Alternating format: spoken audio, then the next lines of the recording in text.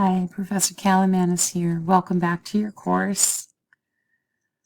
Your English class is both composition and rhetoric. Many of the arguments are about content in your responses, so you're always going to be writing arguments in the college classroom. If you think about this question, who wins an argument in your personal life? It's usually someone who is loudest. But in this case, an argument like a court proceeding or a political campaign is ideally about who has the best points, who's got the best supports. Here's a quote, an epigraph by Michael Bloomberg. He's talking about rising intolerance to opposing viewpoints. So in our college classroom, we are presenting you with many different viewpoints on the topic of free speech. So college campuses work towards providing an institution that will give us a more robust conversation. So not a pro-con, like when you're watching the news and you see the one side and the opposite side. In this case, we're presenting many different viewpoints, and writing a convincing argument is coming from all of those different viewpoints. Okay, so writing a convincing argument, imagine again that you're going to be taking notes as you're looking at all these articles. We're going to give you a bunch of different readings. One of them is a seminal article by Kallimanis and Haidt, where they're talking about free speech and students being coddled on campus. The students were asking for changes based on their emotional life, and so it raised a lot of concerns. Whose position do you agree with or disagree with after you've read those? So in order to figure that out, you have to write a summary and see if you understand. Also, you want to take notes on the data and make sure that you're writing a summary before you begin your actual argument. So you want to have a few different viewpoints.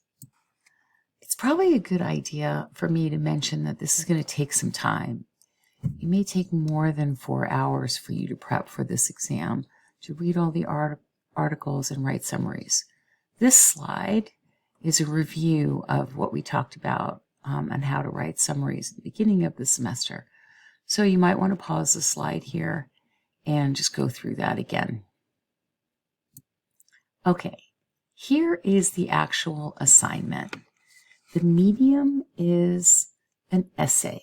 We are asking you to write on the topic of free speech on campus, or you can choose to write on mental health on campus, college student mental health. So the A-level essay is the free speech essay. If you're seeking an A, you're going to write on free speech. And you want to state which of the writers you agree with. So you'll see there's a list of the writers here and more instructions about what to do. You want to use paraphrase and be sure you've stated a thesis. You would say something like, I agree with Palumbo Liu, who stated that free speech is not the problem because the school system is the problem, or whichever of the writers you want to agree with. The exam is an essay to persuade your audience. So if we go to this idea, right, here are a couple of examples. Remember that each of your responses should use the materials to prove your point. You're going to limit your responses, evidence to 5 quotes or paraphrases, but you should have at least 2. All right, so if we look at this, here are the readings that are related to the course, and here's some study questions that might help you. Again, you might want to pause and just look at this. Here's an example of the paraphrase. So again, I want to mention that this is pretty involved. So it means that you have to put your ideas into your own words. Now, if you're supposed to learn this in high school, if you didn't learn how to do this, there are some YouTube videos available from Al Purdue, and I'll put those in the module for you. So you can watch another video while learning to do this skill.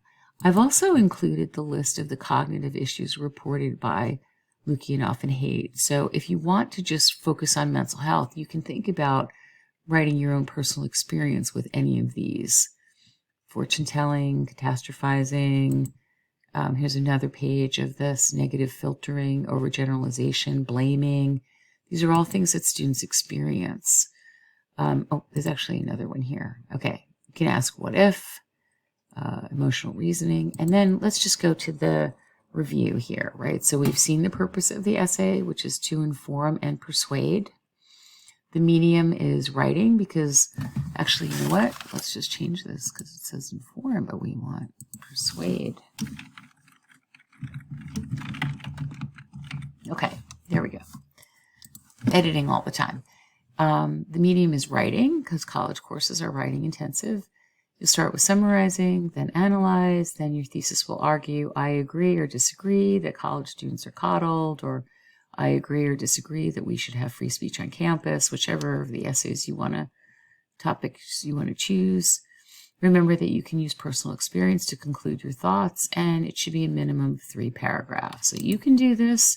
You're almost at the finish line. All right, I'll see you on the screens.